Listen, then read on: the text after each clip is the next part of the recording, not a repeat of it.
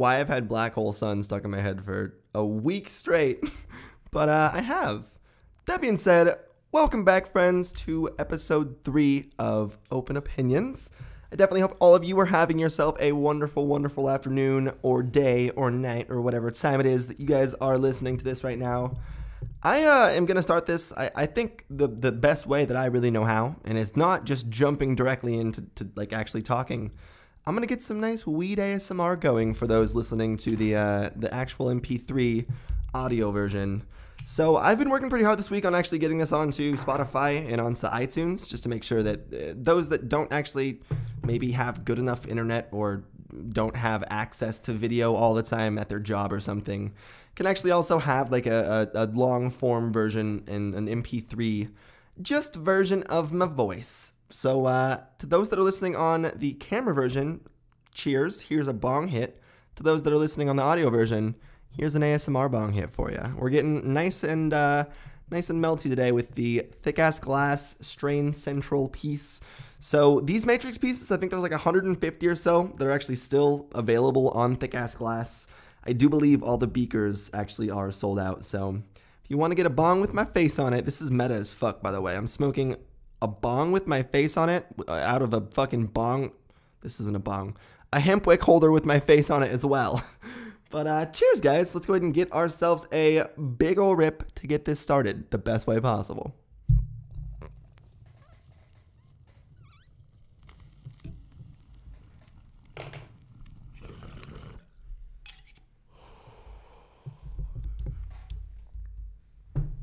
I literally just felt like one of those like Twitch ASMR streamers that's like playing with the mic all weirdly. Oh, as I like push my mic away from my face. So guys, the topic today is going to be something that I feel like is I'm just busting into controversial topic after controversial topic over here. But these are all things I've seen echoed a lot throughout the community lately, and I have specific pretty hard opinions on. So I feel like they just need to be spoken about. And today we're going to be addressing driving high, because this is something that we're really struggling to, I guess, come to terms with here as a community. I hate to say this, and a lot of you are going to get offended for me saying this, but driving on cannabis is driving impaired. Impaired driving is impaired driving is impaired driving is impaired driving. And impaired driving, like, yes, you can be impaired on substances, with substances. And also, I'm one that kind of operates under the line of thinking that you can also be, like, electronically impaired. And from personal experience can say that the most impaired that I've ever been when I was driving was without a doubt after like a 10-hour shift at work. Like, tiredness definitely also impairs. Distraction impairs. Like, there's many different things that can actually impair your driving. And honestly, cannabis is intoxication, it's impairment, and we can't disregard that. We can't just pretend that because we subjectively can say, I drive better when high. That's cool. Like, and you know what? If I'm being entirely honest with you, subjectively, I could say the same thing. I probably think that I drive slightly better when I'm high. I would say that I'm more calm. I'd say that I'm less aggressive. But at the same time, that's coming from a personal, subjective view, and that's an opinion of mine. When it comes to the opinion of law and law enforcement, they're not going to operate within that same parameter. What it all just comes down to is when you're sitting in court and you're looking that judge in the face after that officer arrested you and gave you a DUI, that judge is not going to hear you saying, I drive better when I'm high, and be like, oh, okay, let's hear it out. I agree with you. No, he's going to operate within legal guidelines, and he's going to give you the punishment in which he deems correct by law, which impaired driving is intoxicated driving. That's a DUID. You're fucked. So, like, yes, you can have these ideals. Don't get me wrong. Like, you can personally agree or think maybe that cannabis is something that helps your driving, and you can have your reasons for it. But at the same time, that's not really objective viewing of impaired driving. Like, a drunk person could say the same thing. oh, I've driven 200 times drunk and it makes me less aggressive or less whatever. Like they can come up with their own subjective reasoning as to why drunk driving helps them better, their life or their driving skills or whatever the fuck it is. But like legally, they're fucked in the exact same way that someone driving high is fucked. And yes, we can get into the fact that legally, the definition of impaired driving is questionable, especially with the use of cannabis, because technically these are entirely different kinds of impairment. This goes all the way back to us trying to like put our substance on a pedestal using other substances as like degrading factors. So we're like, oh, weed's great because alcohol's bad, or weed's great because tobacco's bad. And all that really does is disenfranchise us from actually trying to connect with people who could potentially be on our side. Like, if someone is trying to listen to you and trying to, hear your points out about cannabis, and you're immediately just degrading their substance, like, they're not going to hear your points out. It's immediately going to become a subjective argument that no one progresses anywhere with. I'm going to get some water really quick. I'm super cotton mouthed after that rip. Ah, the water ASMR. But what was I talking about? Holy shit, that rip got me really high. What was I even smoking on? I just took a really heavy indica rip, come to think of it. That was a smart move. I think that's actually some LA Confidential that I was smoking on there. From Freddy's Fuego, I believe. Which is a garden rumored to be, I think, owned by Macklemore's brother. Random little fact of the day for you. But looping back around to what we were talking about, impaired driving. So by trying to compare two substances and, glorify our substance, it's not progressing the view of cannabis at all.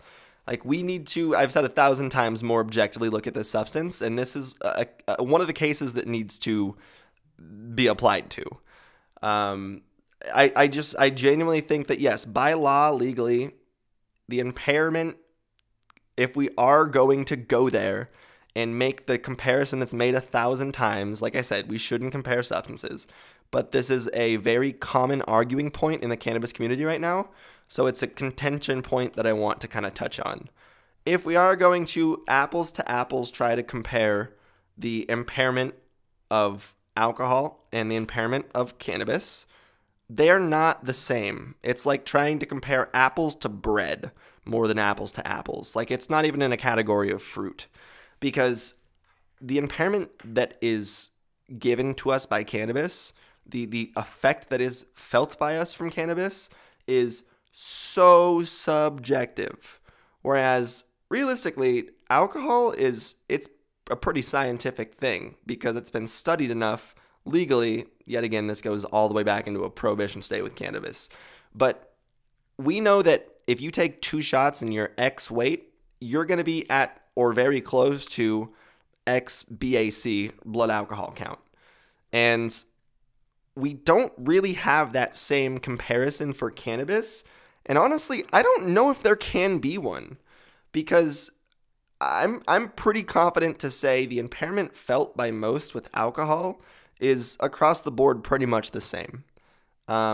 Yes, there is some subjective effects of such, meaning some people are going to drink and get a little bit angrier, a little more aggressive. Some people are going to drink and get a little more calm. Some people are going to, so there's a spectrum of effects being felt. But for the most part, it's pretty much slurry, happy maybe, gets you kind of like, it's an inebriated state that's, I'm going to say, extremely, for the most part, objective. And it's not something like cannabis that you can literally take the same exact plant and give it to 4 people, and it's going to affect all of them differently. And tolerance plays into that, but tolerance also plays into alcohol. That being said, like, the effects are not going to be, the spectrum of effects is not the same apples to apples. And trying to make that comparison immediately makes us just not look like we can objectively view things. Because alcohol is and has been legal in this country for 30 years, 40 years, maybe even longer than that. Actually, way longer than that. It's been over 100 years. It was the 1840s, I think, was the actual prohibition of alcohol. So it just doesn't make any sense at all. Actually, am I right on that? Now I'm really curious as to if I'm just entirely off on that fact. Alcohol prohibition state.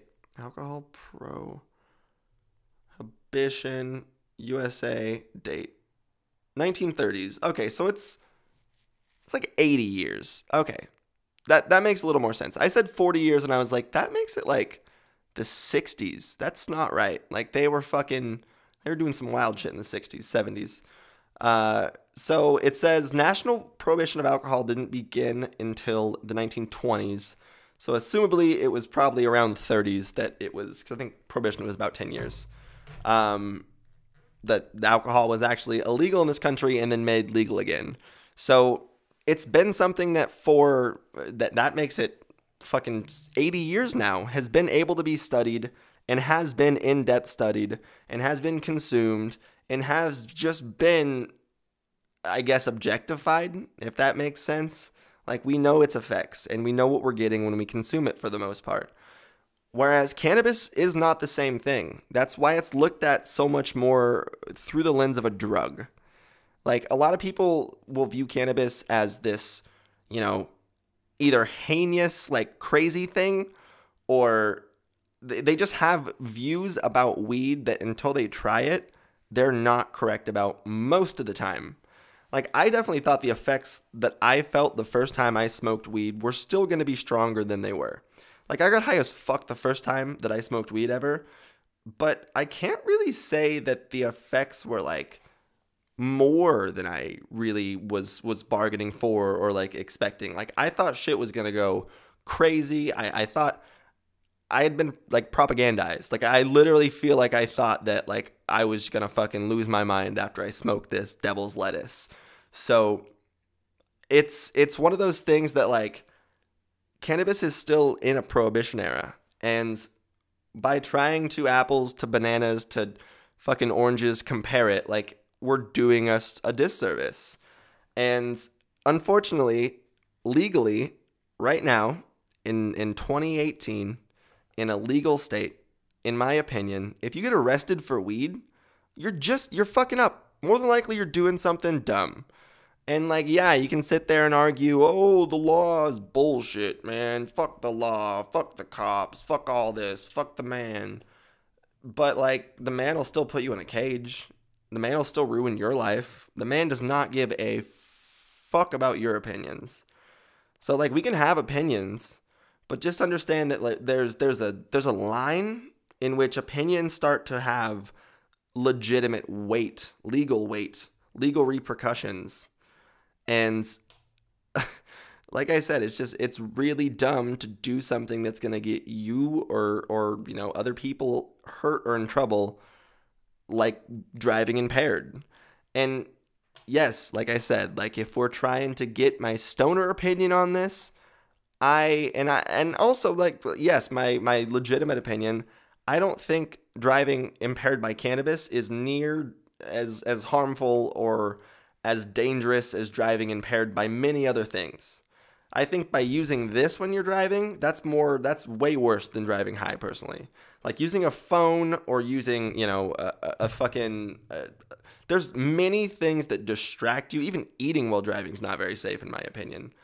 That are in weight, probably, yes, comparatively, not as quote-unquote harmful, but legally and repercussion-wise don't fucking matter. Like, that's where your opinion really doesn't matter, because it's helping nobody. And if you are sitting here being like, well, this is bullshit, fuck the man, fuck that, then maybe that's when you take effect, not just complain about it and argue with people who are offering legitimate opinion. Because the stance that I'm offering is one of, yes, legitimate cause. Like, I'm literally just saying, legally, you're fucked. Like, if you do this, you're going to get yourself in trouble. It's a position that you don't want to put yourself in. It's not a smart thing to do. And by trying to tell people and convince people that it's okay for us to drive high it's kind of doing a disservice to our cause. That's just a very objective viewpoint. That's stepping a single half a step outside our community and looking at our community how anyone else would. And it's so important to realize that when you have someone like me that's literally just criticizing to criticize, I'm not attacking. I'm offering a viewpoint in which you can build off. So your stance and in your, like, anyone who's opposing this viewpoint of, I don't want to drive high, I guess I should say, anyone who's saying, I want to drive high, this is what I have to say to you. It's ridiculous that you're going to continue to argue this and argue this and argue this because the outsider doesn't care. The judge that's judging you in court doesn't care. Like, and also, you're not being attacked when people are offering a slightly different opinion. When they're saying, hey, why do you want to drive high? That's still driving impaired. That's literally just objectivity. And if you want things to change, then fucking change them. Lobby. Work with changing law. Work with actually progressing. Like, people are just arguing to argue. They hear an objective opinion and they argue it because they feel personally attacked instead of actually inflicting change and trying to make things happen, because there's a lot of shit that needs to happen, especially in the cannabis community.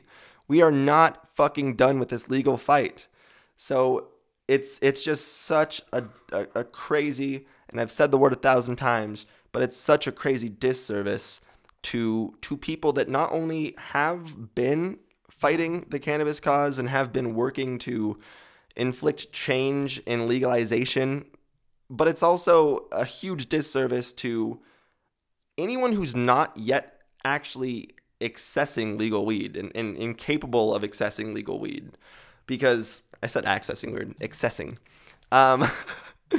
But like people in illegal states, and this is almost where there is some like disenfranchise in all the arguments I've been making lately, because people in illegal states still are like, what the fuck is this kid on his like podium about? What's this kid yelling about? I'm yelling to get you legal weed. Like, we are, unfortunately, in my opinion, kind of backsliding right now in the cannabis community with our efforts in legalization. And that's just apparent. Look at literally from 2011 to 2015, 2016 even, the amount of change that was inflicted. It's because people was actually looking to make positive change and not just getting complacent with the fact that weed's legal, it's going to be legal everywhere. Like, no. Don't just think because this snowball's rolling down the hill that it's going to make it to the bottom. Like, there's fucking a shit ton of trees still along the way that want to break the fuck out of this ginormous snowball and make it, you know, a bunch of small little fucking snowballs that they can throw into a snow cage. That was a privatized prison analogy gone high. I am a little bit tired today, as you guys can honestly probably tell by my voice. I probably only got like 5 or so hours of sleep last night because I am super fucking excited about this podcast. So I'm working really hard to get not only like everything changed, like this is the new studio area, so I hope the audio is a little bit better. But also, like I said, I was working to get it on like Spotify and get it on iTunes and shit. So I am going to go ahead and rip one more bowl. We're going to get some more stoner ASMR here. So cheers, friends. Ashkara. That was cringy. I love it. We're at a 14 out of 7 cringe level today.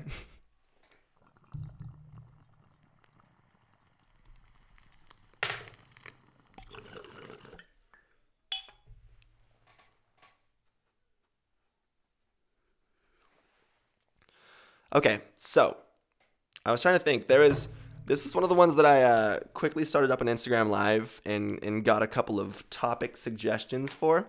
So I don't remember exactly who gave me that one. I'm sorry. I'm an asshole for that. But one of the things I'm going to start doing a lot more with just all of these episodes is trying to just get you guys to interact a little bit more. Obviously, like, it's hard to get back to all the comments, even on a channel this small. Like on my main channel, it was impossible. Like I literally could not even think about responding to every comment, because just doing quick math, like I would get probably on a normal video between, I would say 300 and 600 comments.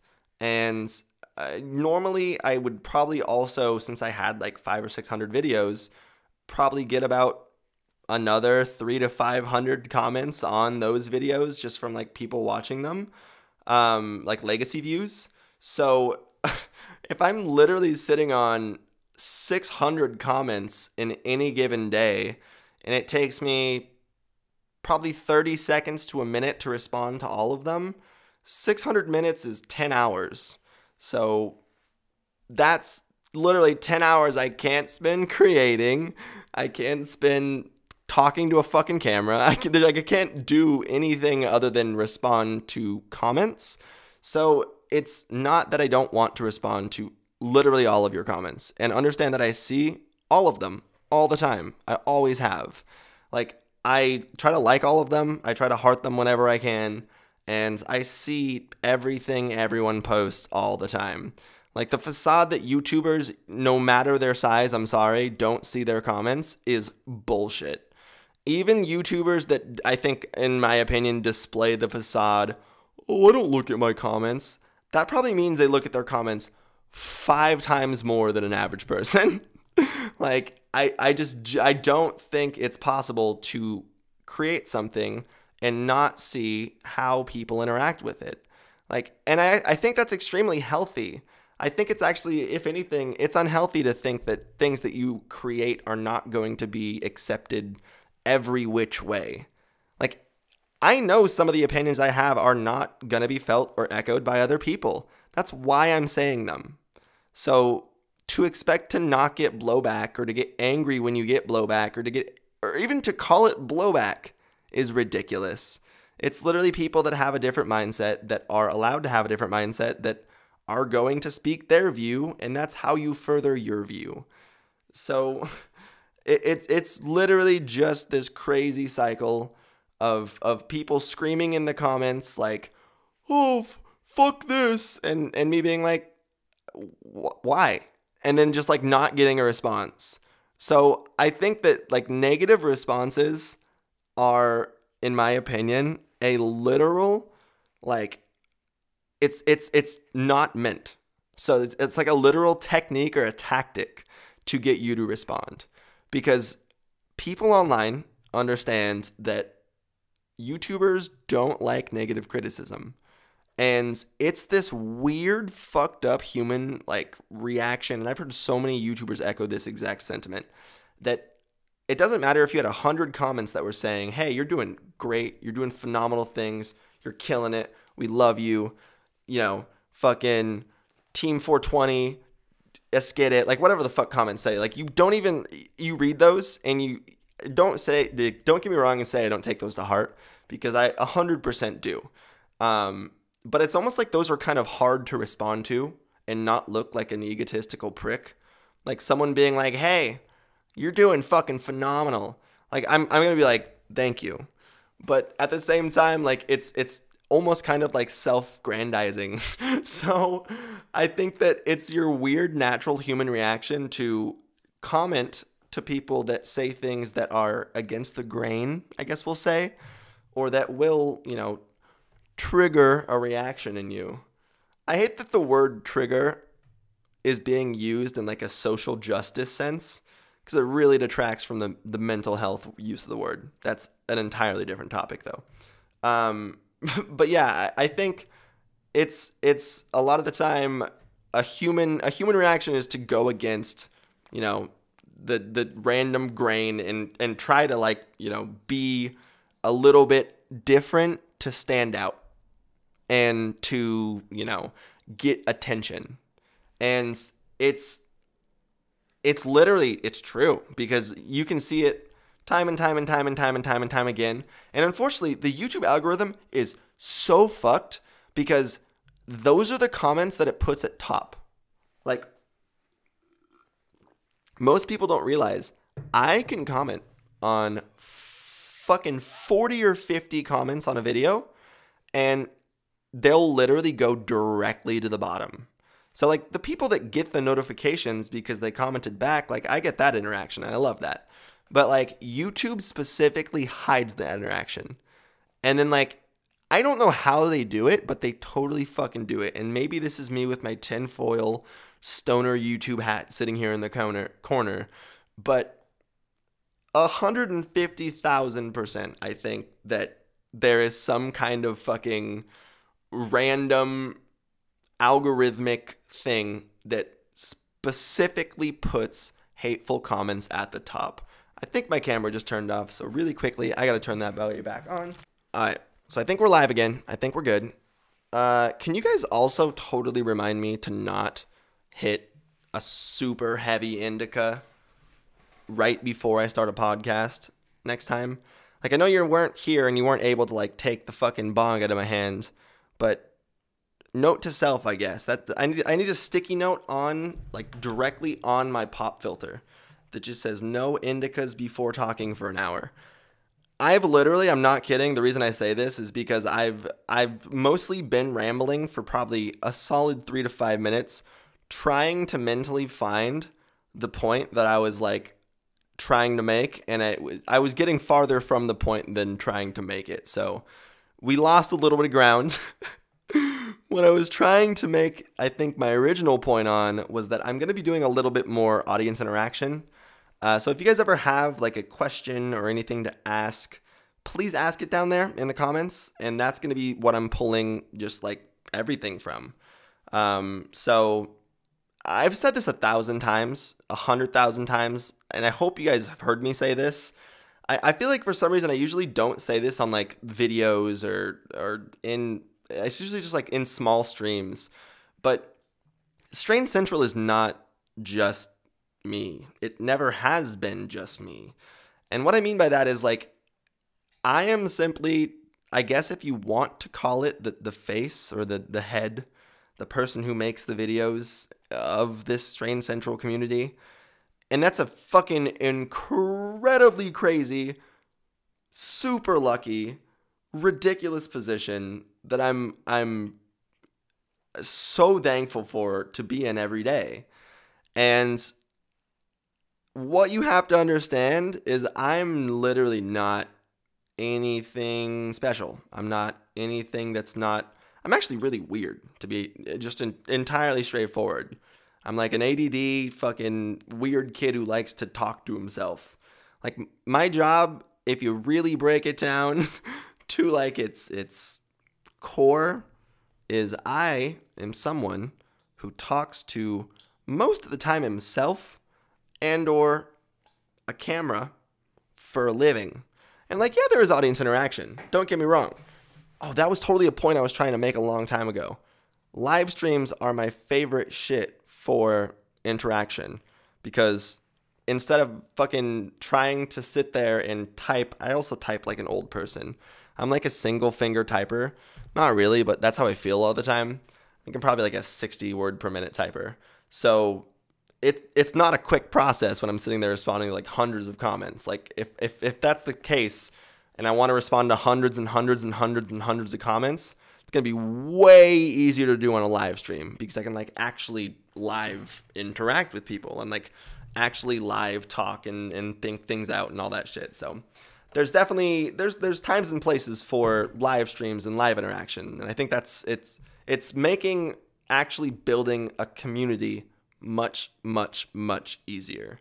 So as I was saying, like the Strain Central community is not me. I'm a weird kid that talks to the camera, and because of you that watch this, that spread the shit that I make, that show your friends information, that even just like share something that I, informed you of and educated you on, and then someone's like, where'd you learn that from? Oh, Strain Central. Like, you guys allow the information and the stuff that I have, the content that I create, to have its reach. Like, without you, I am a weird kid talking to a camera, weird kid talking to himself. Actually, with you, I'm a weird kid talking to himself. So, like, there's no like I am Strain Central. I am the only one that created Strain Central. Like, this has always been, specifically for me, the reason I created this channel in the first place was I was socially awkward. Like, I've been on YouTube since, like, 2009. So YouTube's always been, like, a fucking hotspot for me to, like, find other socially awkward friends that felt the same weird ways. But I honestly started my YouTube channel because I didn't know shit about weed. The CCC 420, who, if you guys don't know who the fuck they are, you're fucking slacking. Like, you're sleeping as well. Go check out their podcast. Go check out their YouTube. I'll make sure to link that shit down below. Like, Shane and Dan and Babylon are literally the reason that I am doing what I'm doing today. And I can say that without a doubt. Because if you watch, if you watch the old school Strain Central videos, the CCC vibes were so strong. Like, I wanted to be a, like, solo CCC 420 so badly. And it wasn't that I wanted to, like, copy their steez or copy their vibe or anything like that. Like, I fucked with them super hard, and I still do. They're awesome. Like, if I can fucking sesh with them, and I would love to do a podcast with them. Like, that's straight goals.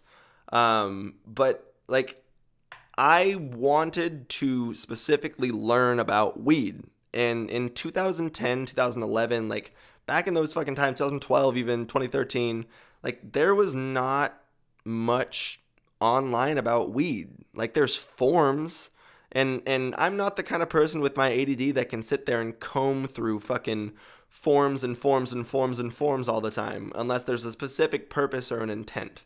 So I always learned the best from specifically videos, and, like, learning from videos. And also, when you're sitting and packing a bowl and smoking a bowl, like, why would you not want to pull up, like, some fucking homies and, like, feel like you're seshing while you're also learning? Like, the idea itself was and is still genius. So I literally, for the sake of just learning about weed, trying to figure out what I was smoking, trying to figure out what the fuck the substance I was consuming and how I should consume it, and just, like, literally just, like, I was and still am, crave fucking knowledge about weed. So stumbled across their channel, loved it. It was, like, the first actually educational resource that I found for cannabis. And unfortunately, I found it probably 3 or 4 months before they stopped making videos entirely. And they've since obviously come back, and they've come back strong as fuck. They're both killing it. But, like, looking back, the reason I started my channel was because I had a resource that I very much enjoyed. And I was so fucking inspired to carry on the resource once it was no longer there to everyone. Like, I wanted everyone to, like, actually see not only the CCC shit, but also that weed could be viewed educationally from a lens of like, smart consumption. And I also saw the actual, like, I guess, and I assume with them being as smart as they are, that they did have intent behind their content from the beginning.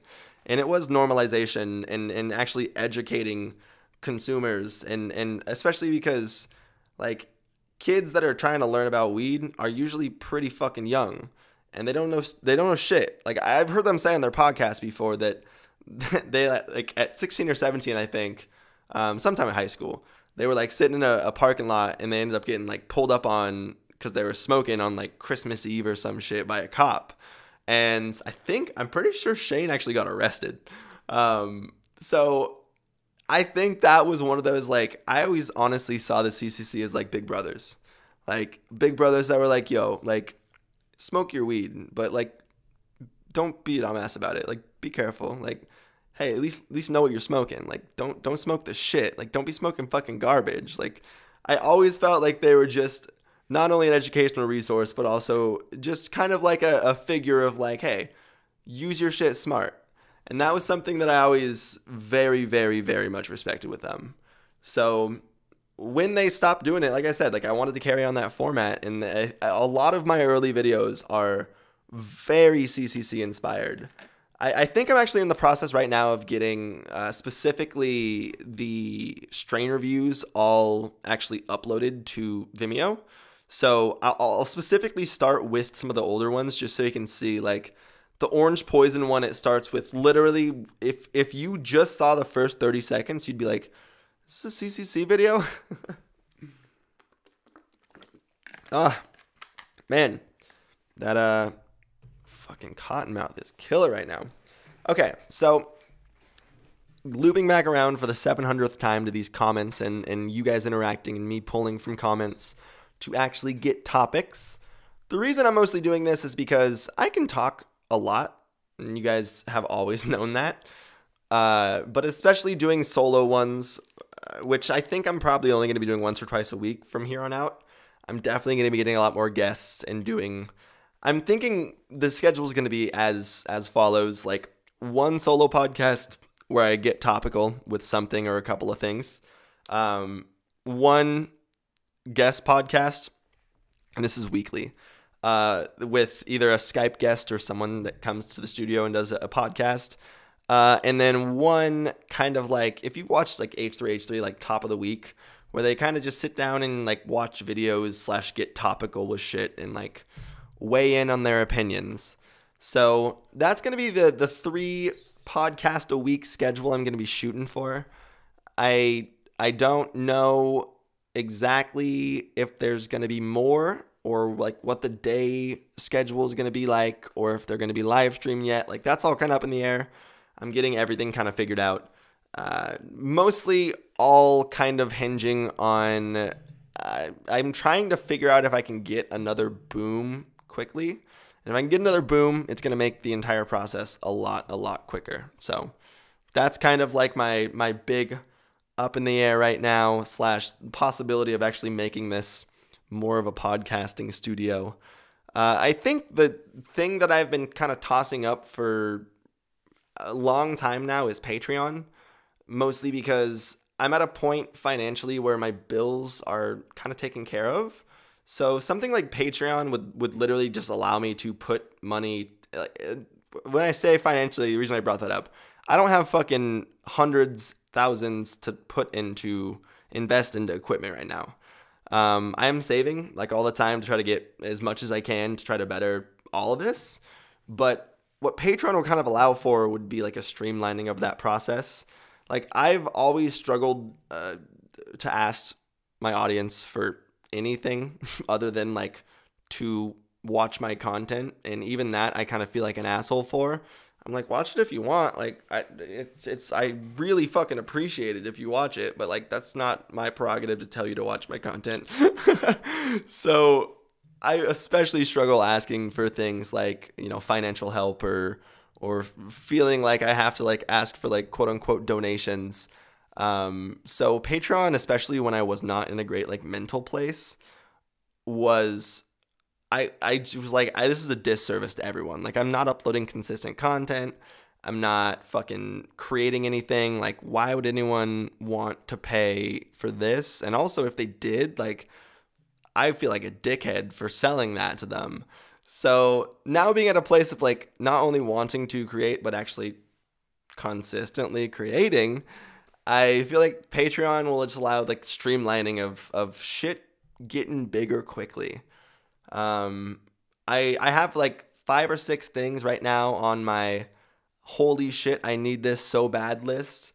And it's mostly a new mic. So I'm thinking about getting a Shure microphone just to kind of get that nice and smooth ASMR quality. And then I also do want to get a slightly nicer mic boom arm / I'm trying to think. There's a fucking lot of stuff I actually need. A lens for my camera. So I want to get a 50 mil Canon lens for my camera to kind of work on product photography specifically. I need it. I actually do need a new, what the fuck's it called? Wow, I'm entirely blanking on the most basic camera term.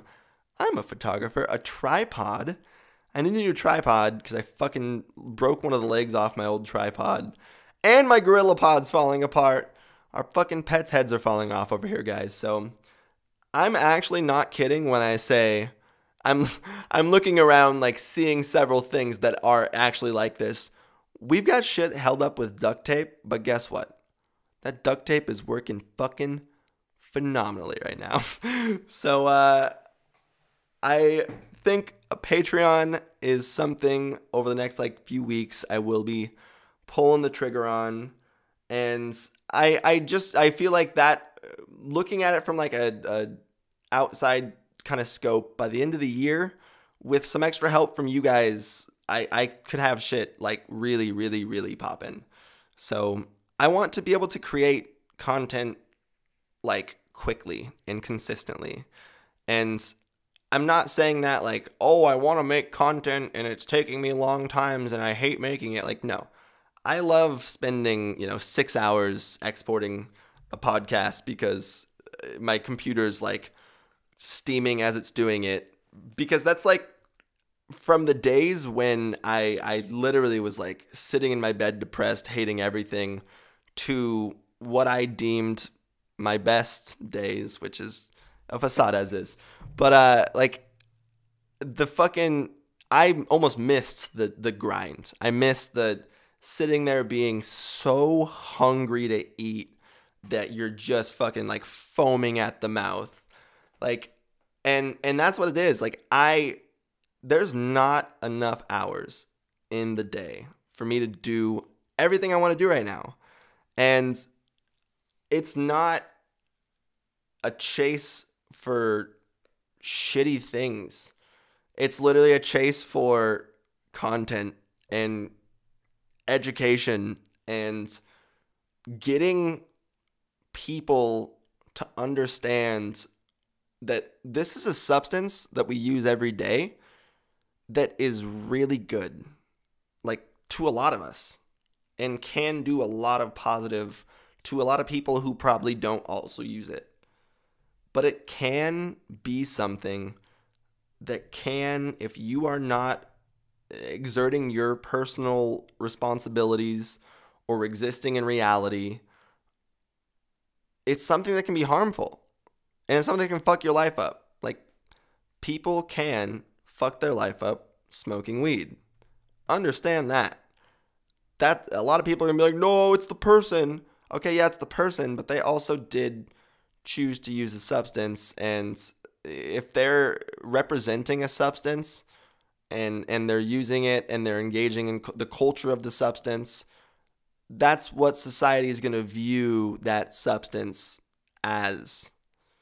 So if you are going to choose to use any kind of substance, you do have some kind of responsibility to use it responsibly. And it's such a simple message that we're disconnecting from and hiding from. And like, I want to get that out in every possible way. Like, I want to scream that from the tops of the rooftops, but unfortunately, it's a little aggressive. And I've definitely seen the reaction of like, oh shit, like, what is this kid on? Why is he just fucking yelling and yelling and yelling? Why is he on about this still? Like, you're going on and on and on and on and on and on. Like, what the fuck? Like, yeah, I'm not gonna stop talking about the fact that this is something that needs to be looked at the very least, and especially not negatively looked at. So it feels really good to be hungry to spread some shit again. Like, I felt like I did have, like I said, at the very beginning of my, YouTube career, one of the reasons I started this channel specifically was because of the CCC. Like, I've definitely had a lot of different intents throughout my YouTube path. I also don't think a lot of people even really know. Like, I started YouTube in 2010? No, 2009, maybe even. Like, way, way, way back in the day, just creating the weirdest shit that didn't make any sense, like we all did. Like, I made this, like, weird Elmo skit. I was, like, 11, so, I mean, judge me, but don't judge me that hard. Maybe even younger than that. And it was, like, this weird fucking Elmo skit that the Elmo was, like, attacking me, and, like, the Elmos were rioting. And, like, I was trying to make it, like, a spoof of, like, an action movie. It's actually you can see the creative mind at work there. I was working on it, and I fucking edited the entire thing from a Sony Ericsson. Like a shitty... It wasn't actually that phone is... What am I talking about? I am downplaying the Sony Ericsson tough right now. Calling the Sony Ericsson shitty? Like, that's like calling the Razr shitty. There's literally probably people listening to this podcast that don't know what a Razr phone is. And if you do, it's literally from like learning it from a meme or Twitter. That hurts my soul a little bit. But so a Sony Ericsson was like this flip up phone. It was basically like a knockoff version of the LG Sidekick. I'm really exerting my inner 2000s kid right now. Actually, I'm not a 2000s kid. I guess I'm also afflicted on whether to call myself a 90s kid, because math has taught me that in 1995, if I round mathematically correct, I'm not a 90s kid. So does that mean 90s kids are technically only born in 1990 to 1994? Are we going with mathematical rules here, like rounding rules, or how does that work? I literally edited that video specifically from a fucking flip phone, come to think of it. And I can't believe the progression from me, like, weirdly, awkwardly.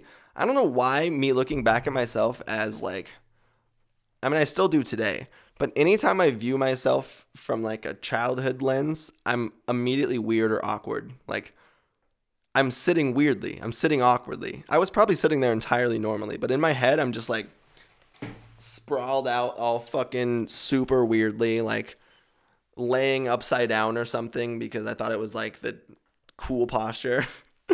And actually, this is the weirdest shit. I'm such a weird person.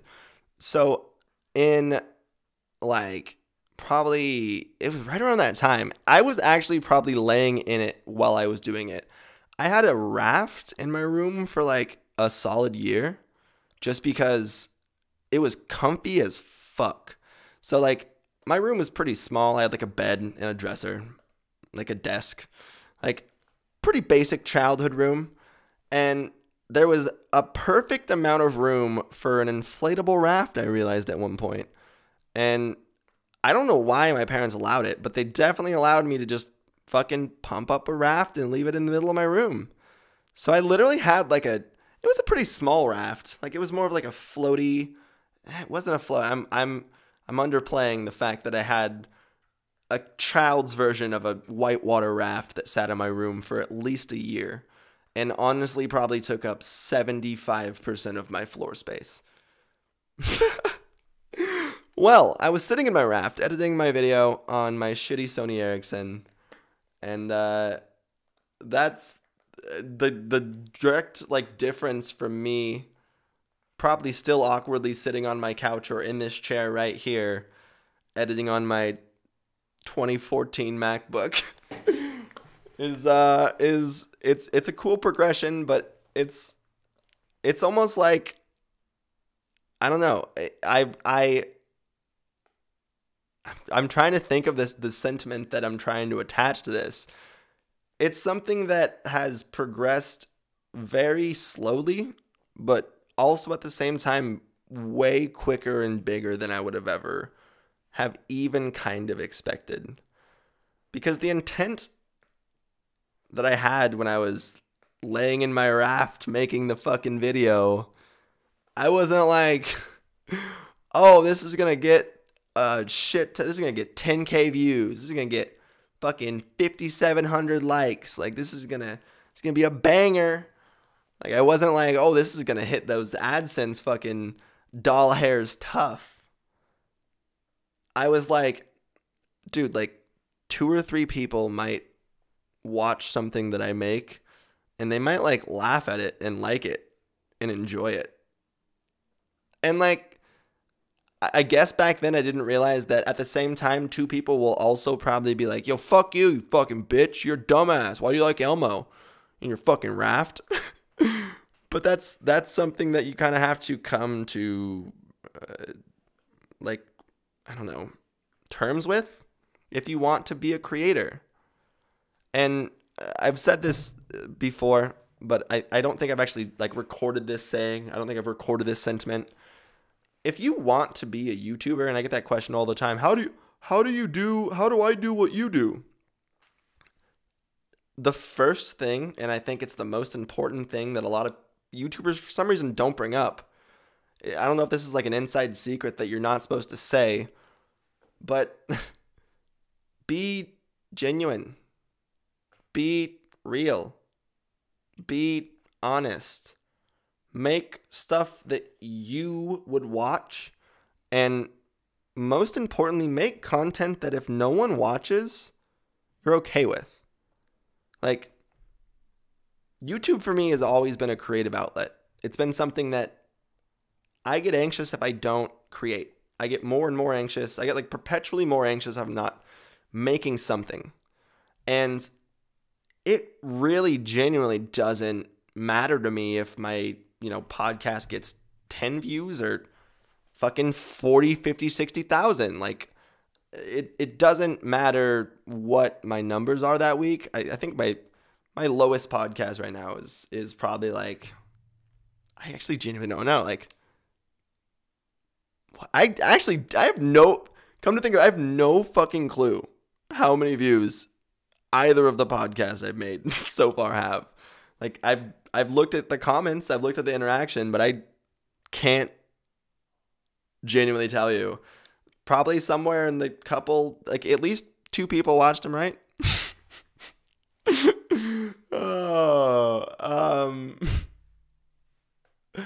I don't remember the point I was trying to make. Oh, no, I do.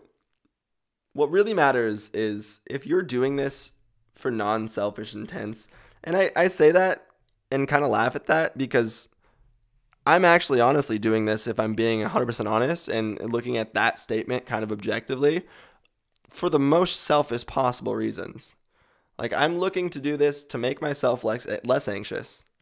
I'm looking to make content to create something that, hopefully people are going to see, but at the end of the day, it's more, not only do I need something to fucking fill my crazy brain time, because my ADD fucking wild man brain is always running a million miles a fucking hour, and if I don't control this shit, fucking who knows what's gonna happen. Dumpster fires probably. So I need something to rein myself in. And then it's also, I have this perspective on a lot of things that, like, I don't like wasting my time. We don't know how much time we're gonna be here, and we're not guaranteed any specific amount of time. So I don't want to create a legacy. I don't want to make a name for myself or any of these like ridiculous, outlandish facades. Like, I want to do something with my time though. And if I can look back and the only reason I'm not even angry at YouTube. People have been like, oh, why the fuck are you angry at YouTube? Like, no, I don't regret this tattoo because I'm not angry at YouTube. But I want to be able to look back at my life and be like, I accomplished something with my time. So the only reason I hate that YouTube did what it did is because they took away my catalog. And they didn't, because I did save probably 640 of those 763 videos that were deleted. But that's 763 videos. That's 36 million views. So that's content that I can't be mad about in this much of the slightest. Like, people are like, are you mad at YouTube? All these other people are like, fuck YouTube. Like, okay, in a job sense, yeah, it sucks. Your employer did some shady shit. Welcome to employment, I guess there's some nihilism in my viewpoints. I guess that's going to be one of them. But like, my content did so much more because of you guys than I would have ever expected it to do or have been able to do, or anything of the kind, or anything that I can like have expected it to do even. Like, if you would have asked me when I first made my first Strain Central video, first off, you asked me how many videos you're going to make, I would probably be like, I don't know, 50? I would not say 700 plus. After about the 10th one, I would be like, oh, I'm going to do a fuck ton of these because this is awesome. But my first one, I would have been like, I don't know, 20? Like, I would have never expected to even kind of make close to the amount of content that I've made. I especially wouldn't have expected this to have been a career for as long as it's been, and hopefully will be able to. And I did not expect to make the amount of friends nor reach the amount of people that I did. So, like, can I be mad about a company basically probably just acquiescing to looping all the way back around to legal laws, legal terms? Like, that's all it really comes down to. I can't believe my camera died again. This is the second time my camera has died this stream. Cut. Alrighty, guys, I got this nail heated up here on this MJ Arsenal Ursa. I'm gonna take myself a quick dab. I'm sorry, audio listeners. It's a smoking heavy episode today because it's a little bit of a chill afternoon here. So we're imbibing today. We're going deep. Speaking of going deep, I'm gonna try not to take too big of a dab here because that probably would fuck me for most of the next like 10 minutes of audio. So let's try to not cough like a true professional, and cheers.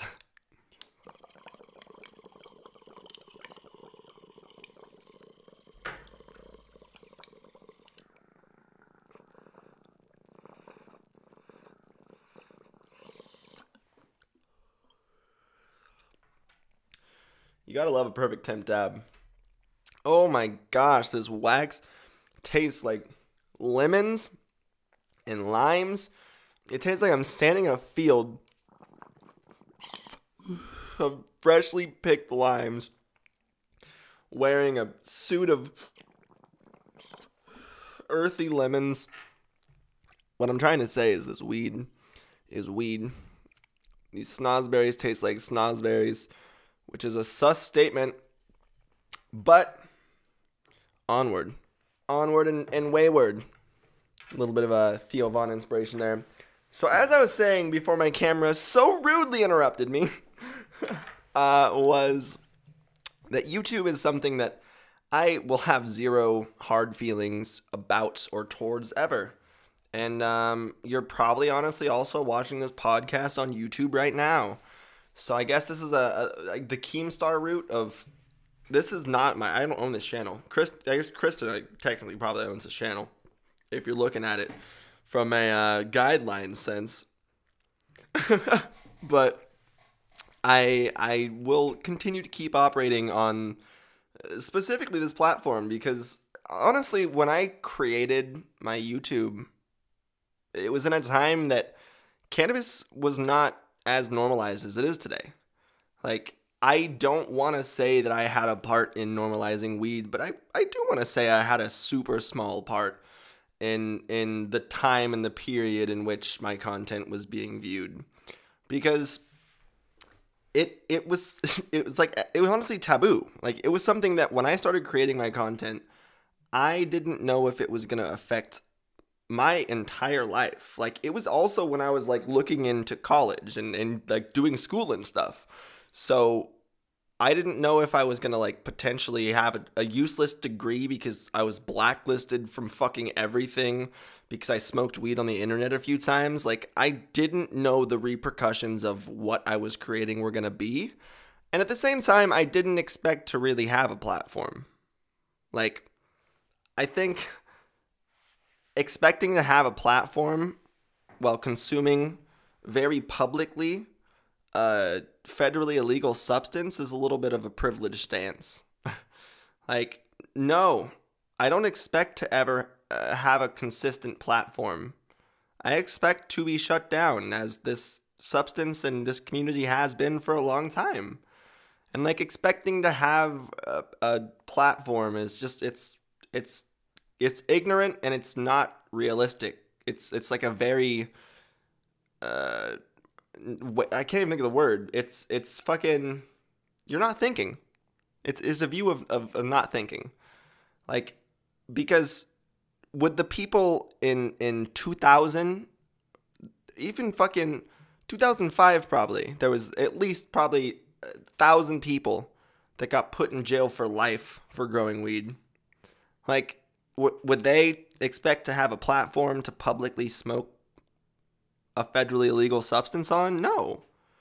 Like, we're all literally fucking smoking weed on the internet.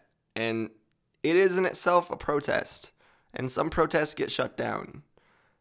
Also, in the same way as what I just said, we are smoking weed on the internet and it is a protest. So, do we want to get violent or stupid with our protest? No. Let's be smart with our voice. Let's be smart with our ideals. Let's be smart with what we're saying, because it does have a much larger scope than most of these people can see.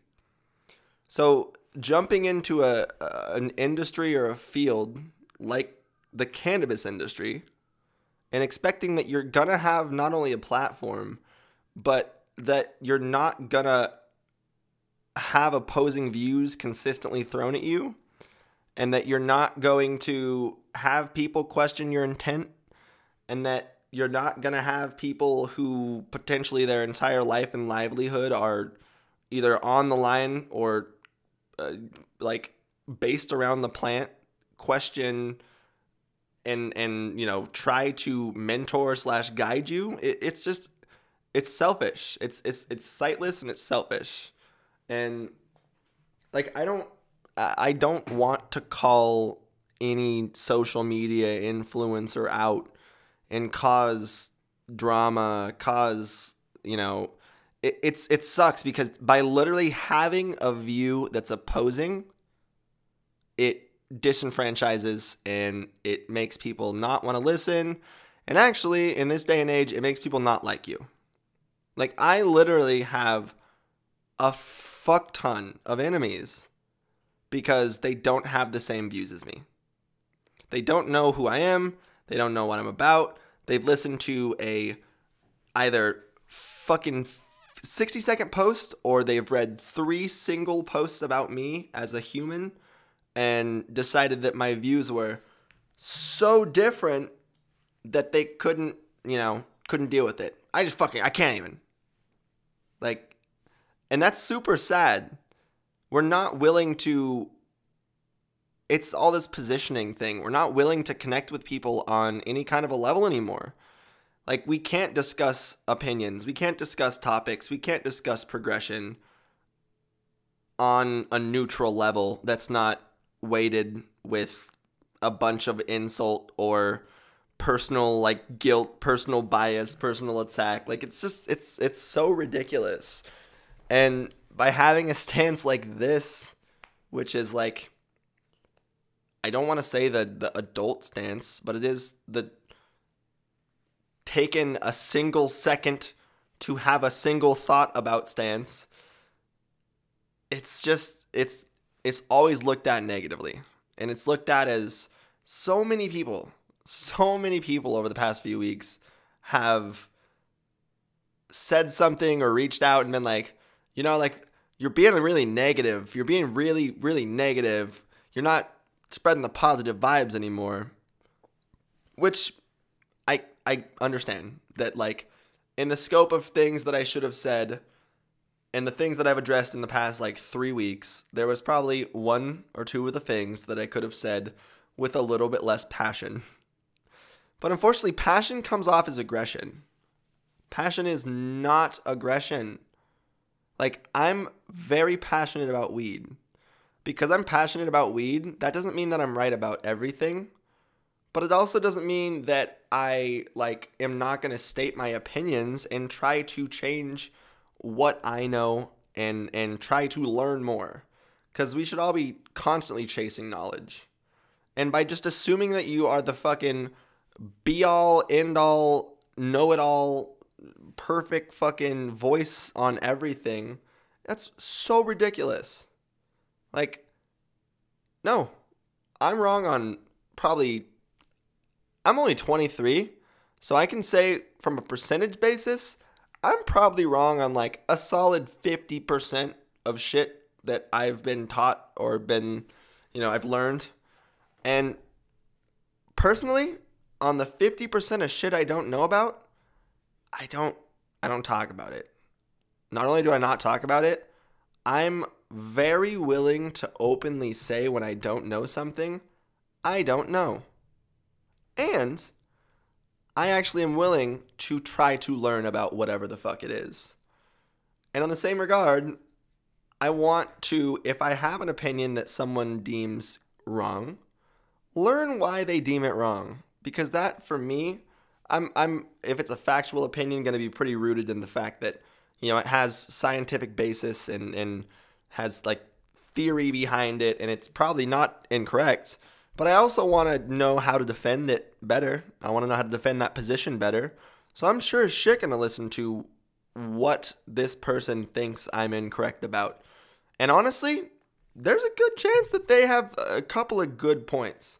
Even if I don't agree with everything they say, I can't believe that I have so many times over the past fucking few weeks had to explain conversation. I've had to explain debate. I'm layman's terms describing debate. And the fucked up thing is there's so many more people than you know right now that just clicked for. They were like, oh shit. Yeah, like even people that are wrong, that have different opinions, might actually have something to offer me. Why is that not being taught? Why? It's not that I hear all the time like super stonery like conspiracies about school, and honestly this might hold some weight, that like, bro, when you go to school, the reason that you hear a bell and that there's 7 periods is because they're trying to condition you to become a factory worker, bro. And like, they're just trying to teach you to not think for yourself and to just be a fucking slave, man. And like, yeah, there might have at some point in some school been some kind of weight to a sentence like that. But I think it's more that they don't know how to fucking mass teach kids because you can't really do so. So like, especially in an informational age like today, when kids have 0.5 attention span, like literally kids actually I think might have a negative attention span nowadays. I especially know this because my girlfriend's a teacher, and just hearing some of the stories about the kids that she has to teach, I'm like, fucking Christ. And we're putting these kids on Ritalin? Like, oh my God, no, they don't need Ritalin. That's the last thing that someone... Hyper-awareness, okay, that's a whole different fucking other story. Hyper-awareness on children is severely overdiagnosed. And it's because parents are struggling to parent a lot of the time. But that's a whole thing in itself. Yeah, there's kids with hyperactivity. But I can actually personally say, as one that as a child that had hyperactivity that affected my learning, I am so glad I did not start treatment for my ADD until adulthood, or at least medical intervention. I would have wished I had like therapy. Like that would be cool. But I'm so glad that I did not start medical intervention for my ADD until adulthood, because I don't know the effect that a large amount of outside chemicals would have on a developing brain, especially a developing adolescent brain. So that's a whole, I literally actually might at some time do an entire episode about that, just because I do have some personal insight on being a child with ADD that did struggle in school, but did end up creating a, yes, not normal, but okay path of life for himself, not on medication, but later in life did find it and deem it necessary to take medication. So I feel like that's something that is going to be actually pretty interesting, and I can probably talk on that for a solid like half hour. So I think that'll be one of those like single segments, you know. What was I rambling about though? Fuck, I was actually just about to make a point before I got on kids with Ritalin. Shit. Oh, kids don't like school. That was the point that I was making. Because school is like factories. I made the stupid factory worker joke. I'm getting high, guys. We're officially actually we going deep. Fuck, man. I think talking just specifically about like school. I actually can't fucking figure out where that conversation just came from.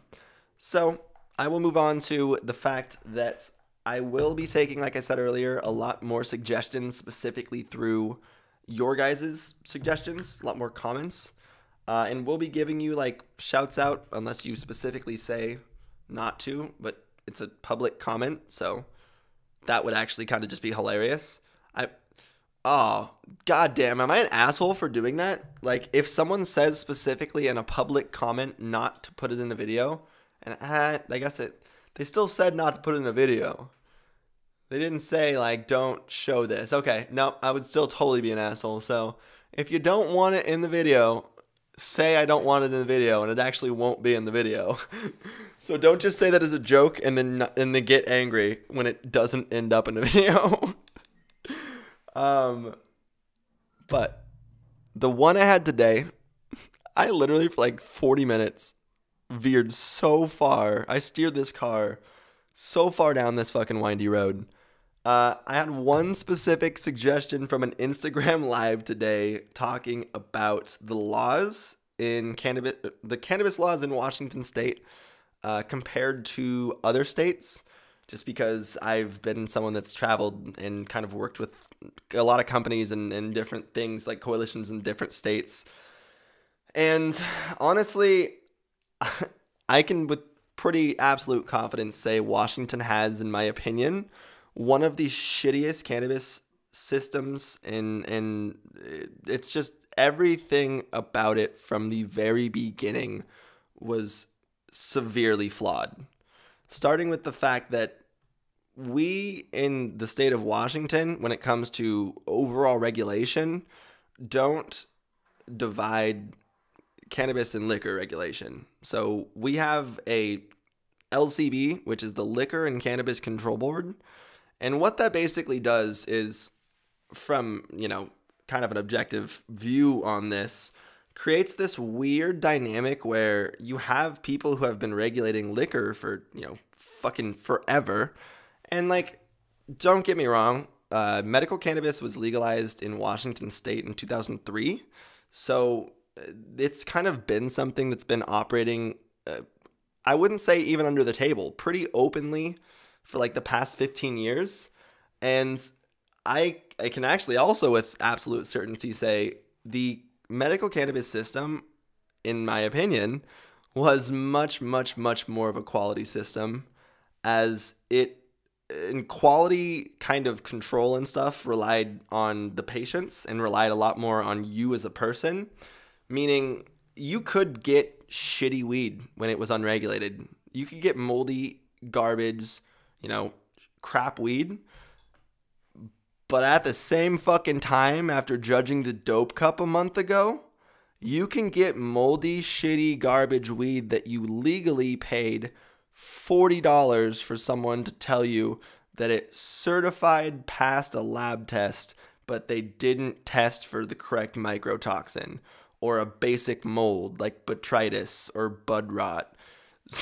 So there's still going to be shit weed. All this regulated market provided was a system that, here's the thing, the medical and recreational systems are intertwined, and I'm not saying fuck recreational weed, because, like, yeah, people like to smoke weed to get high. I can say I do probably 50% of the time I smoke. Like, I'm not gonna fucking sit here under the cloud of haze and be like, all the time I smoke is for my medical. No, like I smoke probably like 30 to 50% of the time for medical needs, or what I deem subjective medical needs. And then the rest of the time, it's probably recreational. So like, I'm not saying fuck recreational weed, but I am saying that patients, people that are sick and using cannabis that as a medicine, should probably be under a different category and treated differently than people who use it recreationally. Like, it's a sin tax. And like, should weed be $30 an eighth? No, it's a fucking plant that you can grow way, way, way, way cheaper. And it can grow in the ground. It's a weed. So like, should we be paying, I guess oil-wise, gram for gram, almost as much, actually way more than gold? I think gold is like $40 a gram right now. The fucking this wax was like 37. So this is literally, this is gram for gram, I think almost as much as gold. So it's ridiculous that we're literally taking people, and this is the scope and the lens that most, especially young cannabis consumers, like 16-year-olds, or just people that struggle to look outside themselves, can't see, is like, your consumption of cannabis is extremely subjective, right? You smoke it your own way. You like to smoke it out of your own things. You have your own rituals. You buy your own shit. And that also changes and adapts throughout your life. But realize that applies to everyone. And not everyone that's looking to smoke is just like a fucking 16-year-old kid that's looking to pick up a sack, or like a 25-year-old that has an extra $20 they want to throw towards, some dispensary weed. Like, there is also a large scope of patients out there. And I say patients not in like oh, these people are smoking weed. They're not sick. Yeah, they're very sick. These are people that are living with chronic ailments. They might be disabled, and they're even some of them are terminally ill. And by saying or trying to disregard the fact that they exist, like, no, we can't overglorify that group of people and be like, that's only the people that smoke weed. No, honestly, sadly, that's probably a 10% little small category, if even that, is sick chronic ailment patients.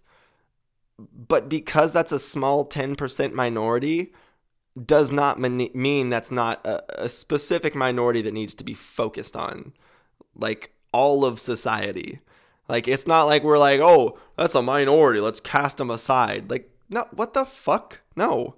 That's a ridiculous and disenfranchised viewpoint. So, like, yes, in the same also way that there's 10% of people who smoke weed and ruin their life, everything goes to shit. My life was ruined after I smoked weed. Like, I stopped my relationship, and like, okay, like that also is something that can happen. Like, you can get so caught up and lost in mental illness while you're consuming a plant and using a substance to like totally run from everything. That's also a group. So there's many different scopes, and the 80% that exist in the middle are everyday average consumers that all have different ways of consuming.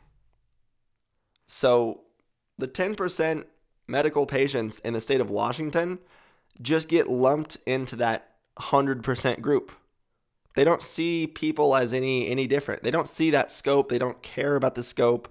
They just see, oh, people want to buy weed. And there's no like, it's the most embarrassing break ever, discount wise. So in Washington state, there's a 37% tax on cannabis, and then we have a 9.5% state sales tax. So that lumps in for a total of 46.5% tax when you pick up any weed, any fucking weed. So as a medical patient, they decide, this is so fucking dumb. As a medical patient, if you spend hundreds of dollars and go through a very strenuous process to get a card, like they made the process way fucking harder than it was in any year prior. I had to bring in and get all of my paperwork reapproved to be a medical patient, and the discount was not worth it. Because the only discount they give you is a break on that state sales tax. So you're still paying a 37% tax every time you consume. And that's fucked up because what that tax is a sin tax. Like tax patients, tax medicine, they still do that in pharmaceuticals, but they don't charge sin taxes on pharmaceuticals. They charge specifically state taxes. So like, and that's what Colorado does too. Colorado operates under that mentality of and there's a much more heavy divide for them. Like they even in most stores have to have a recreational side and a medical side. And I love that because it separates and it treats them different because they are.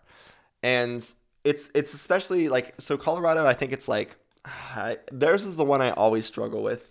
Theirs is also in, I want to say the 30s.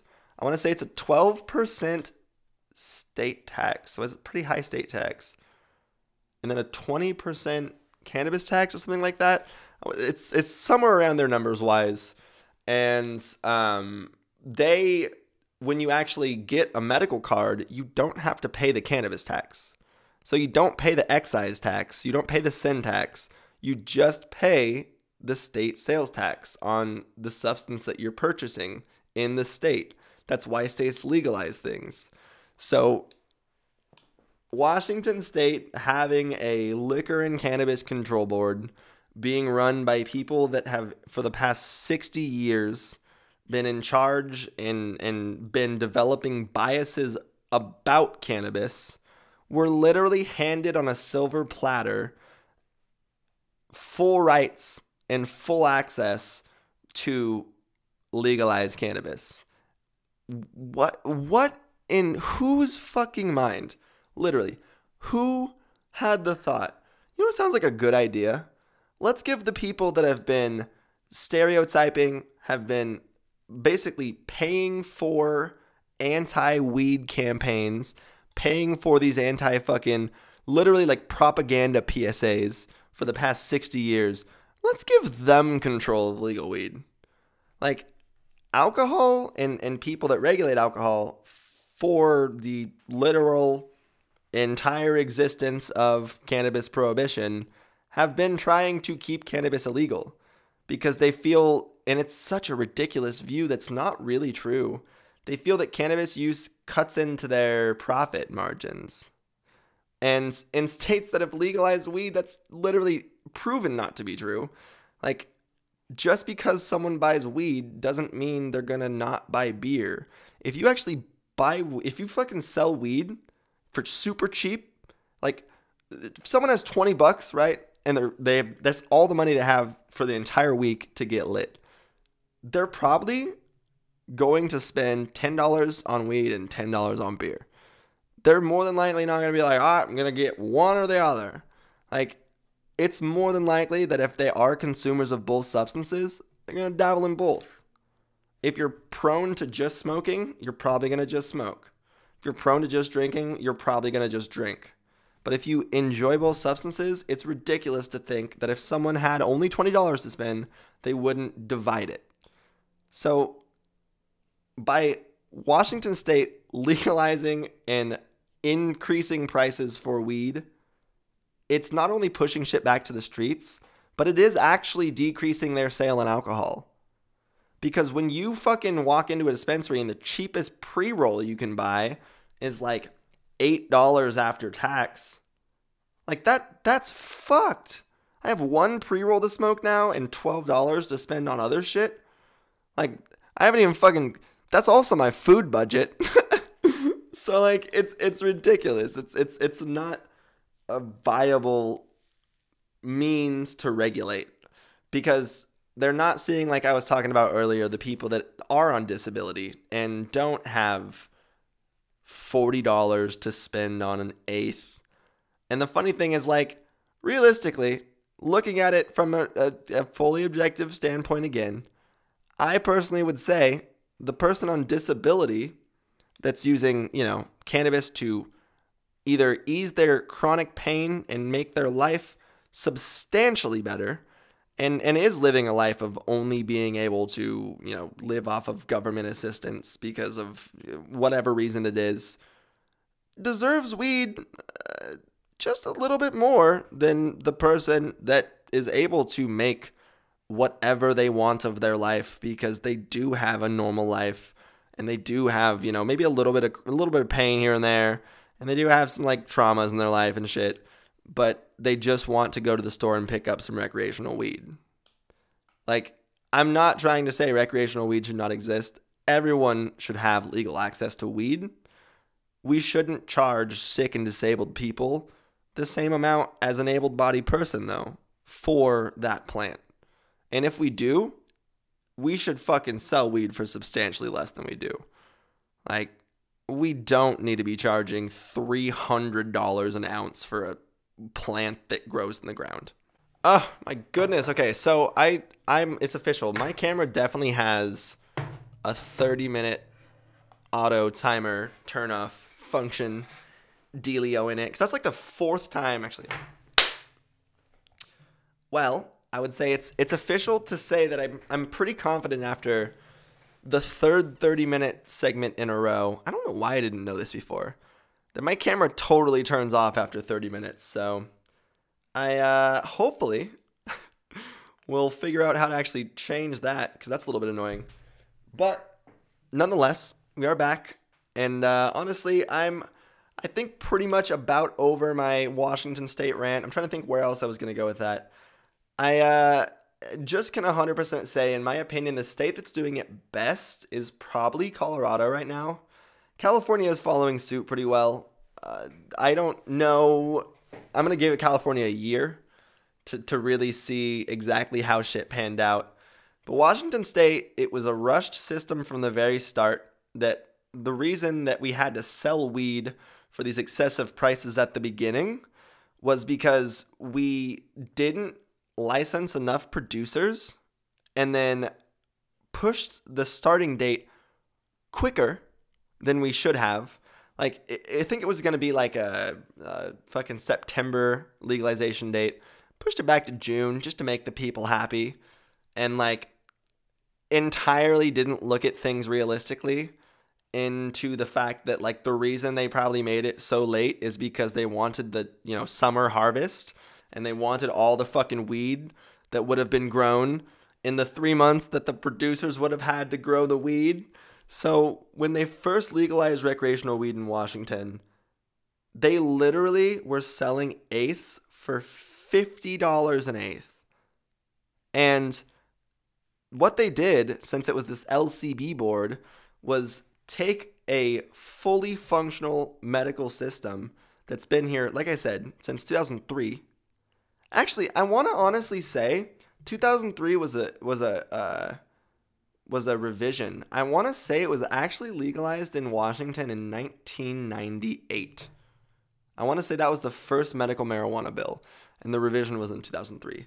But they literally took, on the same day that they legalized weed, and fucking sold it for $50 an eighth, because they didn't think through how to actually regulate growth cycles and the amount of people that, consume weed and would consume weed once legal, and then got rid of all the medical dispensaries that were fully functional for so many years. And at that, actually made it a really hard process for dispensaries that wanted to become legal. It's not like they gave them an outstretched arm and were like, hey, here, if you're doing shit by the books, you're going to be able to continue to do so. Like, they actually basically made it so unless you had millions of dollars in investment, you couldn't go forward with all the regulative, like, perfect little things that they wanted from companies. So every single good dispensary that I had ever gone to was gone. And it was like, oh shit. Also, I wasn't 21. That was the other fucked up part. You can obviously be a medical patient at 18. And recreational weed wasn't until the age of 21. I was 19 when they legalized recreational weed in Washington. So, or maybe I might have been 20. But I was not old enough to go into a fucking dispensary. So for a full year, from me being 20, I was definitely 20, because it was from 20 to 21. every time I wanted to go get my medicine, I not only had to go into a recreational dispensary, but I had to embarrassingly either go get one of my friends that was of age, meaning I think it was 25, or go get like one of my parents and bring them to the dispensary with me so they could stand next to me and buy my weed. So like I couldn't touch anything. I just had to look and observe, and I was the one who picked everything out because like not many people in my life know a lot about weed. So like I was the one that was picking everything and like trying to see what I was fucking picking because it's my medicine, but they're the ones that had to buy it for me because of this stupid loophole. So it's such a flawed system that I can't believe was regulated and pushed forward how it was. And they said for a long time that they worked with like a bunch of councils, and they consulted with a bunch of industry officials in the cannabis industry. Like, who the fuck did they consult with? This is the worst consulting team. This is the worst legal cannabis consulting team that has ever existed in humanity. If that's the case, and they're not just blowing smoke up our ass, because they didn't get any, there was no privileges or no bounds for the medical community. It was, let's sweep the medical community under the rug and make a fuck ton of money for the state and pad our pockets because we can. Like, and I get it. Let's get the drugs off the street. Let's put money in the state's pockets. That's awesome. But it doesn't mean you can throw sick fucking people under the bus to do so. Especially in a progressive state like Washington, who does have like state health care, who does at the very least seem to make us think they care about us as a community. Like, you missed the mark on this one, Washington. You did. And it's really cool that everyone can go in and get their legal weed if they're over the age of 21, but you're still fucking a lot of disabled people, a lot of sick people, and a lot of people who actually genuinely, in my opinion, probably need access the most to weed, because you're still charging them. If you want genuinely good cannabis, like, yes, can you go into any dispensary in Washington and buy a $20 eighth? Sure.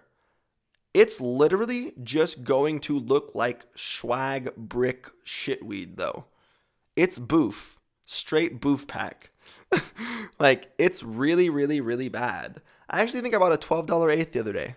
It was the worst. It looked like actual hemp. Like, I thought it was CBD weed. Like, straight hemp. And if you want a quality eighth, and this is still as a medical patient, they've still, in the 3 years of legalization, not changed, the medical and recreational, like, division law. And you still fucking have to pay if you want quality cannabis, which, yet again, if we're looking at this entirely objectively, if you have someone who's treating long-term chronic pain with cannabis, they probably have a high tolerance, so they probably want to buy better weed, so they probably have to buy better weed, so they're probably having to pay $35 to $40 an eighth for weed that they're going to go through quicker than, like, even if they're trying to regulate, they have high tolerances as they are constant consumers. So if you look at the scope of what they expect to make money off of, it's literally that they expect to make money off of chronically ill people. Because your average Joe Schmo that walks into the dispensary and buys weed, let's say you have your average like 21-year-old, right? There's two kinds of them that smoke. There's your daily smoker that goes in and, like I said, probably does buy between like a $25 and $40 eighth if he's not like a connoisseur. And then there's your occasional smoker that goes in and buys like, a single pre-roll twice a fucking year and maybe an edible here and there. So like they're looking at it and being like, well, we're not going to make any money off of Joe Schmo because he's only going to come in and buy, $100 a month, or I guess if it was a daily consumer, $300 a month, we got to make sure that we're hitting those high tolerance consumers, which are probably the ones that, need the cannabis. And we're going to really make sure to make our money on the backbone of those sick people that probably don't have a lot of money. Like, because a consumer like that, yes, they are going to have to come in and buy an eighth every 2 days, 3 days to manage whatever chronic pain's being managed. And no, this is not a case of, well, obviously it's not working. Like, some people don't like opiates. Some people they can't be on opiates. Opiates don't work for everyone. They make some people silically vomit. I'm one of those people. Fucking hate opiates. So it's not reasonable to be like, yeah, we're going to fucking charge these motherfuckers $40 or $50 an eighth 4 times a week. Or if they're buying wax, $75 a week. And it's going to be like $400 or $500 a month for literally managing chronic pain.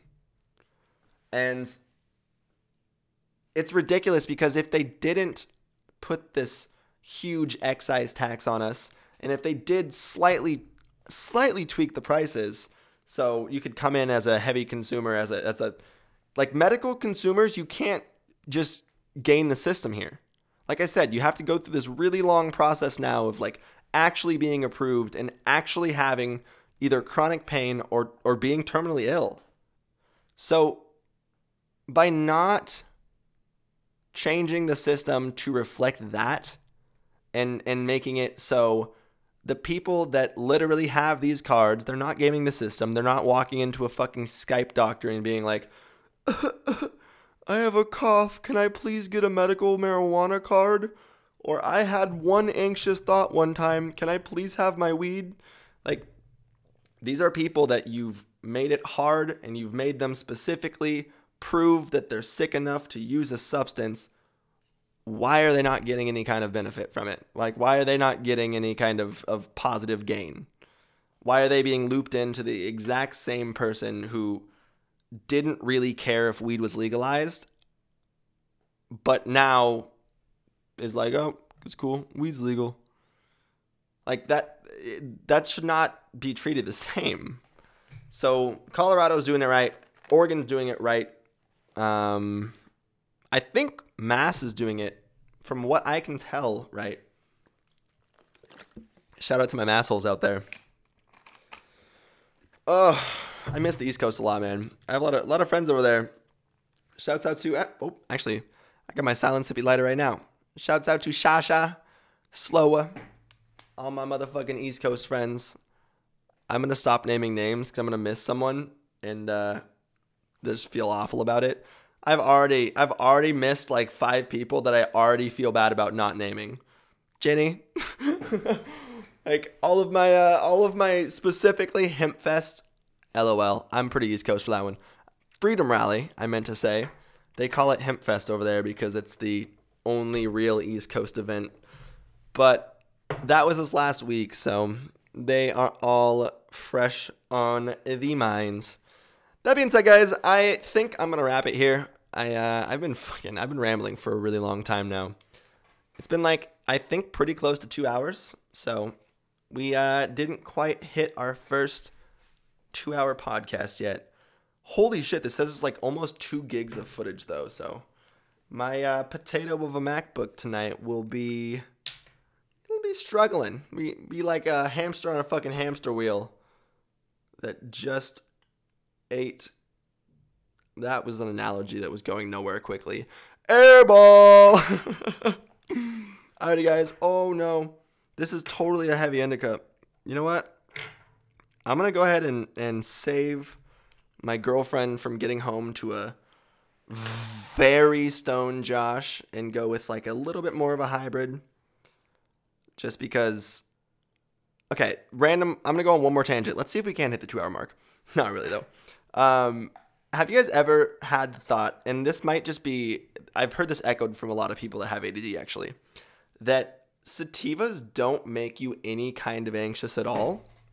Like, I know I said the thing on Twitter the other day that like, this is so important. THC treats anxiety. THC causes anxiety. THC treats depression. THC causes depression. What that means is, for some, THC treats. For some, THC does not treat.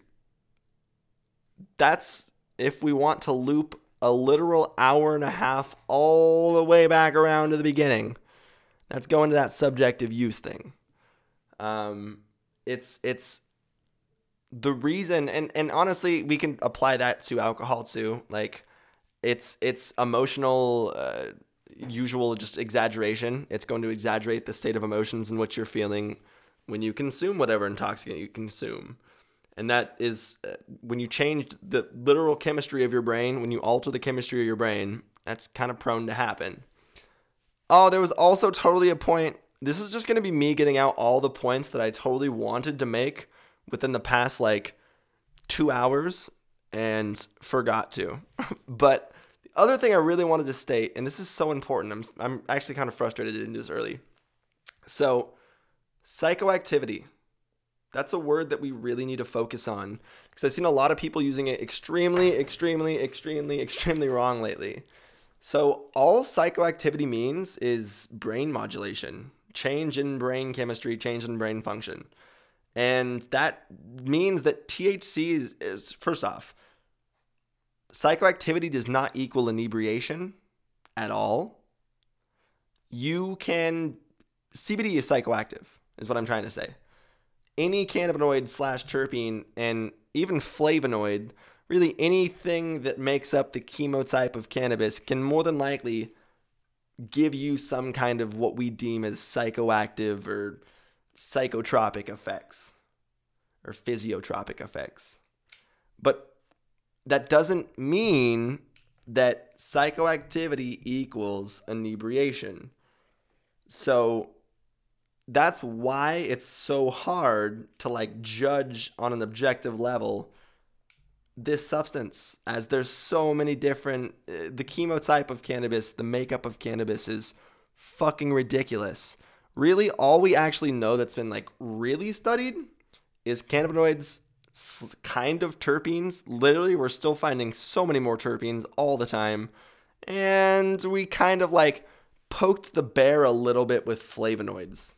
But we still are, for the next, I'm not kidding, probably 100 years, going to be finding out crazy shit about this plant. And it's going to be a really, really, really interesting ride that I think we're all more than excited to be a part of. But let's not get our fucking heads lost in the clouds, like I said earlier. And I think, here's the thing. This is the sentiment I'm going to wrap the podcast on today. And maybe I'm the only one that holds this view. Maybe I'm crazy for holding this view.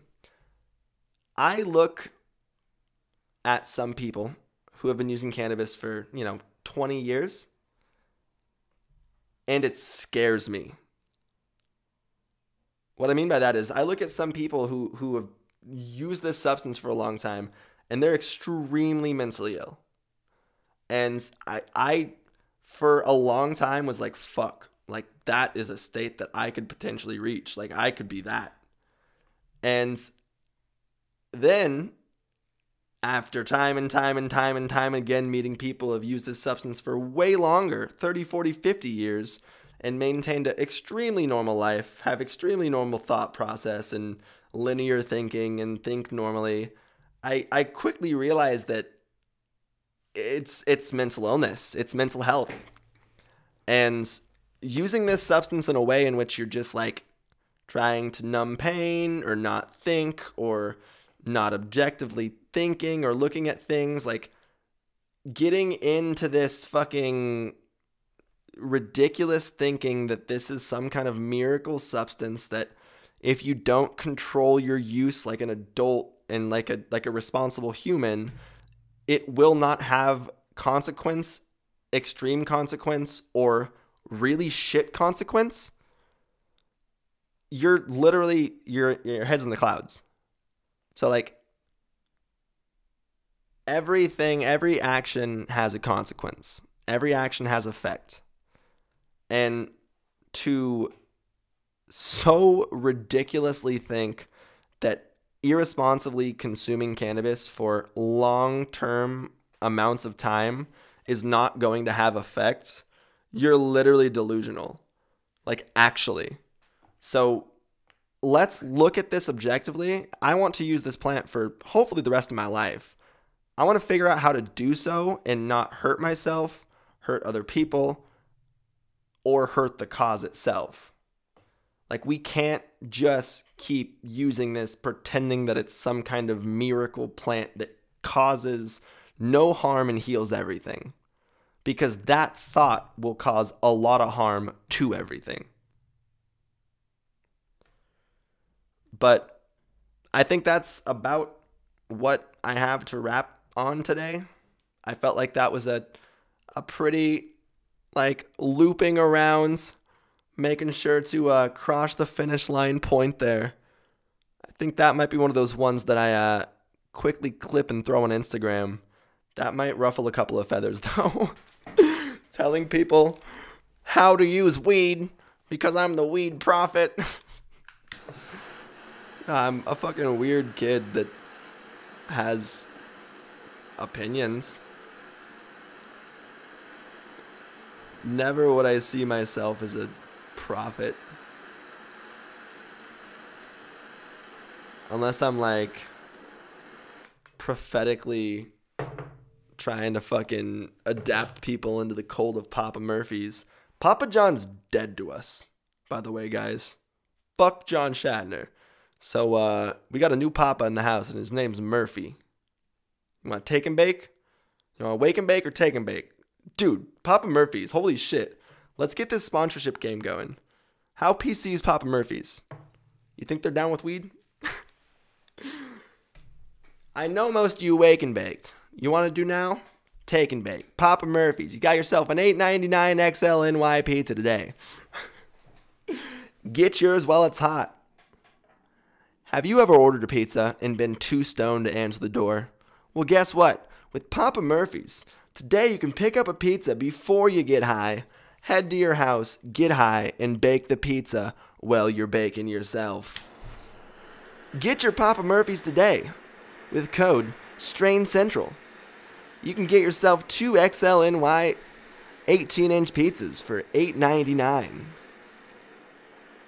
That was actually not an ad read, but if you want to make it one, Papa Murphy's, hit your boy up. Where's my MeUndies? I'm on my 3rd podcast episode. MeUndies, where are you? What are the other ones? Squarespace? Oh my gosh. I'm high and rambly, officially. We've done it. Great Scott. And to that, I must say, cheers, friends. A little bit of dead air. A little bit of awkward silence. A little bit of awkward pausing. Most of you audio listeners already tuned out. But I love you. And I respect you. And this is a fat dab. So peace.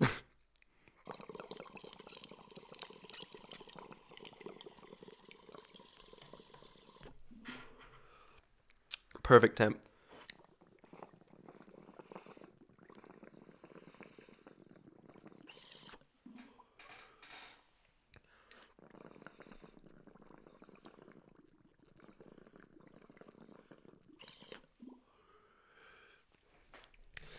If I'm looking for flavor, I'm mad if there's not a puddle in my bucket.